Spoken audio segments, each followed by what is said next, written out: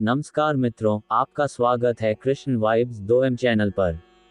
पिछले भाग में हमने जाना कि कैसे महर्षि वेदांती ने भविष्यवाणी की थी कि 2026 में कलियुग का अवसान होगा, और कैसे भगवान विष्णु ने स्वयं कहा था कि यह वर्ष युग परिवर्तन का आरंभ होगा। अब कथा आगे बढ़ती है।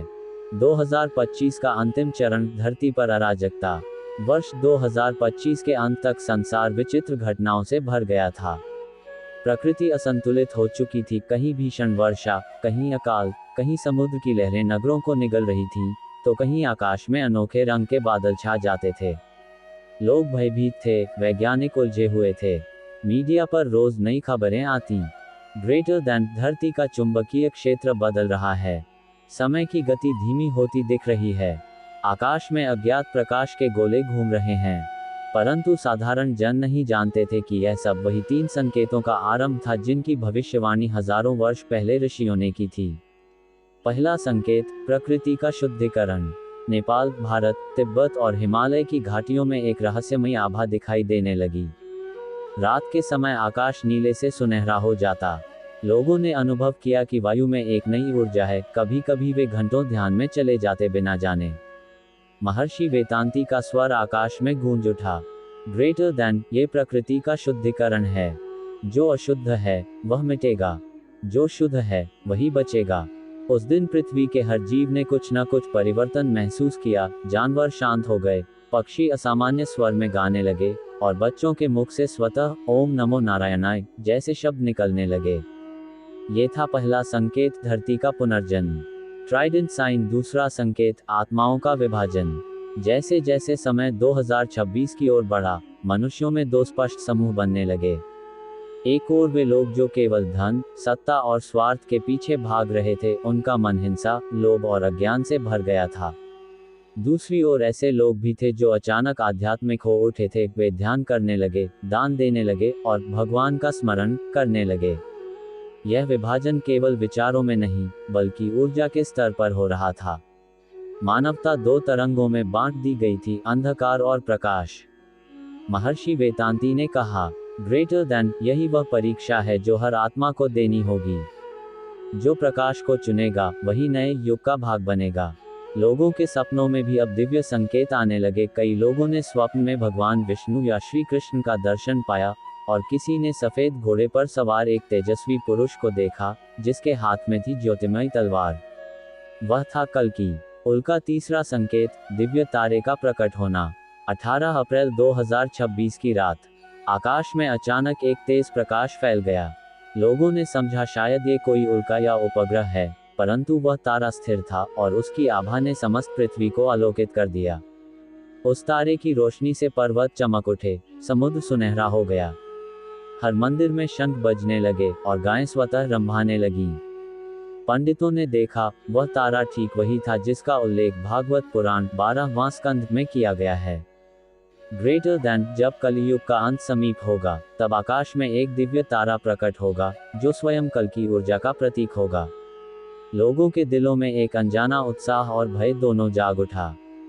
कुछ ने कहा, ग्रेटर दैन, यह अंत का आरंभ है। कुछ ने कहा, ये भगवान के आगमन का प्रकाश है। High voltage. वैकुंठ में देवताओं की सभा। उसी रात वैकुंठ में भी दिव्यता फैल गई। देवता, ऋषि और लोकपाल एकत्र हुए। इंद्र बोले, ग्रेटर दैन, अब तो संकेत पूर्ण हो चुके हैं। क्या भगवान अवतरित होंगे? तभी आकाश में विष्णु भगवान का स्वर गूंजा, ग्रेटर दैन, समय आ गया है। अब मैं कल की रूप में पृथ्वी पर अवतरित होऊंगा, अदृश्य रूप में पहले, और फिर जब मानवता मुझे पुकारेगी तब प्रत्यक्ष रूप में। विष्णु जी का तेज इतना प्रबल था कि वैकुंठ के द्वार स्वयं खुल गए। लक्ष्मी जी ने उनके चरणों को छूकर कहा, ग्रेटर दैन, जय कल की भगवान। पृथ्वी पर दिव्य ऊर्जा का प्रवाह। अचानक दुनिया में एक नई तरंग फैल गई। जहां पहले भय था, वहां अब आशा जन्म लेने लगी। कई लोग बिना किसी कारण रोने लगे, कई लोग ध्यान में बैठते ही प्रकाश देखने लगे। भारत के दक्षिणी छोर पर एक छोटे से गांव में एक बालक जन्मा, जिसके जन्म के समय बिजली गरजी और आकाश से शंखनाद हुआ। उसके माथे पर एक चमकदार बिंदु था, और उसके शरीर से निकल रही थी नीली आभा। ग्रामवासी भयभीत हो गए, पर एक वृद्ध संत ने कहा, ग्रेटर दैन, डरो मत, यह कोई साधारण बालक नहीं। ये है वह ऊर्जा जिसका आगमन वेदों में कहा गया था। ये है युगांत का बालक।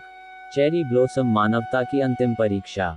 2026 के मध्य में मानवता के सामने अंतिम चुनौती आई। विश्व के कई भागों में भ्रम, युद्ध और विभाजन फैला। हर देश अपने स्वार्थ के लिए संघर्ष करने लगा। इंटरनेट और तकनीक का दुरुपयोग चरम पर था और लोग एक दूसरे पर विश्वास खो चुके थे। उसी समय कुछ लोग संत, साधु, भिक्षु और सच्चे भक्त गंगा, यमुना और हिमालय की गुफाओं में एकत्र हुए। वे एक साथ जप करने लगे, ग्रेटर दैन, हरे कृष्ण कृष्ण कृष्ण हरे हरे, हरे राम राम राम हरे हरे। उनके जप से एक दिव्य कंपन उत्पन्न हुआ जिसने पृथ्वी की ऊर्जा को संतुलित करना शुरू कर दिया। महर्षि वेदांती ने कहा, ग्रेटर दैन, अब समय है जब भगवान स्वयं प्रकट होंगे। वर्ष 2026 का मध्य, आषाढ़ मास की अमावस्या। पूरा आकाश काला था, परंतु उसमें अनगिनत बिजली की लहरें चमक रही थीं। घड़ी के ठीक रात 12 बजे अचानक पृथ्वी पर एक विचित्र कंपन हुआ। सभी दिशाओं में एक ही ध्वनि गूंजी, ग्रेटर दैन, ओम नमो भगवते वासुदेवाय। मनुष्य, पशु, पक्षी, वृक्ष, सब कुछ एक पल के लिए स्थिर हो गया। ऐसा लगा मानो समय ठहर गया हो। और तभी आकाश के मध्य में एक अत्यंत तेज प्रकाश प्रकट हुआ। वह प्रकाश धीरे धीरे एक रूप लेने लगा, श्वेत अश्व पर सवार एक दिव्य पुरुष, हाथ में तेजस्वी तलवार, नेत्रों में सूर्य और चंद्र का प्रकाश और मुख पर करुणा व तेज का अद्भुत संगम। देवताओं ने घोषणा की, ग्रेटर दैन, जय कल्कि भगवान। हाई वोल्टेज कल्कि अवतार का प्रकट्य। भगवान कल्कि ने जब अपनी दृष्टि पृथ्वी पर डाली तो अधर्म, पाप और अंधकार जैसे जलने लगे। जहां लोभ और हिंसा थी, वहां शांति फैल गई। जो असत्य में डूबे थे वे अपनी गलती समझने लगे, और जो भक्ति में लीन थे उनके शरीर से प्रकाश निकलने लगा। कल्कि भगवान ने गर्जना की, ग्रेटर दैन, अब ये युग समाप्त होता है। मनुष्य, जिसने सत्य को भुला दिया था, अब पुनः धर्म के मार्ग पर चलेगा। मैं यहाँ नाश करने नहीं, बल्कि पुनर्निर्माण के लिए आया हूँ। उनके शब्दों से पृथ्वी की ऊर्जा बदल गई। महासागर शांत हो गए, पर्वत झुक गए और आकाश में कमल खिले। जड़ी बूटी, कलियुग का अंत, कर्मों का निर्णय। तभी समस्त मानवता के सामने एक अद्भुत दृश्य घटा। प्रत्येक व्यक्ति के जीवन के कर्म उसके सामने दृश्य रूप में प्रकट हो गए। किसी ने अपने पाप देखे, किसी ने अपने पुण्य। कई लोग रो पड़े, कई लोग घुटनों के बल बैठकर बोले, ग्रेटर दैन, हे प्रभु, हमें क्षमा करें।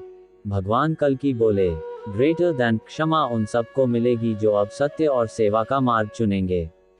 जो भक्ति से जुड़ेंगे वे नए युग में प्रवेश पाएंगे, और जो अपने अहंकार में रहेंगे वे उसी अंधकार में लीन हो जाएंगे। तुरंत पृथ्वी पर दो ऊर्जाएं बन गईं, एक उजली, एक काली। अंधकार में आत्माएं धीरे धीरे लुप्त हो गईं, और जो भक्ति में स्थिर थे वे नई ऊर्जा में परिवर्तित हो गए। सूरज का चेहरा, सत्ययुग का प्रथम प्रभात। कुछ ही क्षणों में आकाश में सुनहरी आभा फैल गई। सूर्य उगा, पर उसकी किरणें पहले से कहीं अधिक कोमल और दिव्य थीं। वायु सुगंधित हो गई, और पृथ्वी के हर कोने में गायों का रंभाना, पक्षियों का कलरव और बच्चों की हंसी गूंज उठी। महर्षि वेदांती ने ध्यान से नेत्र खोले। उनकी आंखों से आंसू बह रहे थे। उन्होंने कहा, ग्रेटर दैन, समाप्त हो गया वह युग जिसने मनुष्य को भूल में डाला था। प्रारंभ हुआ है सत्य, भक्ति और प्रेम का युग, सत्य युग। देवताओं ने पुष्प वृष्टि की और आकाश में स्वयं भगवान विष्णु का स्वर गूंजा। ग्रेटर दैन, धन्य हैं वे आत्माएं जिन्होंने भक्ति को चुना। यही आत्माएं अब पृथ्वी के नए युग के निर्माता बनेंगी। हबिस्कस, नया युग, नई पृथ्वी। अब पृथ्वी का रूप पूरी तरह बदल चुका था। न कोई युद्ध, न हिंसा, न छल। मनुष्य के मन से लोभ मिट गया था। लोग एक दूसरे की सेवा करने में आनंद पाते थे। जल स्रोतों से निर्मल जल बहता, वृक्षों से फूल और फल झरते, पक्षी बिना भय के मनुष्यों के पास उड़कर आते। प्रत्येक नगर में ध्यान केंद्र और भक्ति सभा बनने लगी। लोग दिन की शुरुआत हरे कृष्ण महामंत्र से करते और हर हृदय में भगवान का निवास था। बच्चे अपने जन्म से ही सत्य बोलते, स्त्रियां देवी शक्ति का स्वरूप बन गईं, पुरुष धर्म और करुणा में एकाकार हो गए। इंद्रधनुष, महर्षि वेदांती का अंतिम संदेश। एक दिन महर्षि वेदांती हिमालय की गुफा से बाहर आए। सत्ययुग की प्रथम वायु उनके शरीर को स्पर्श कर रही थी। उन्होंने आकाश की ओर देखा और कहा, ग्रेटर देन, हे प्रभु, आपने जो वचन दिया था वह पूर्ण हुआ। आपने फिर से पृथ्वी को पवित्र कर दिया। परंतु मनुष्य को यह स्मरण रहे, जब भी वह सत्य से दूर होगा तब फिर से कलियुग के बीज अंकुरित होंगे।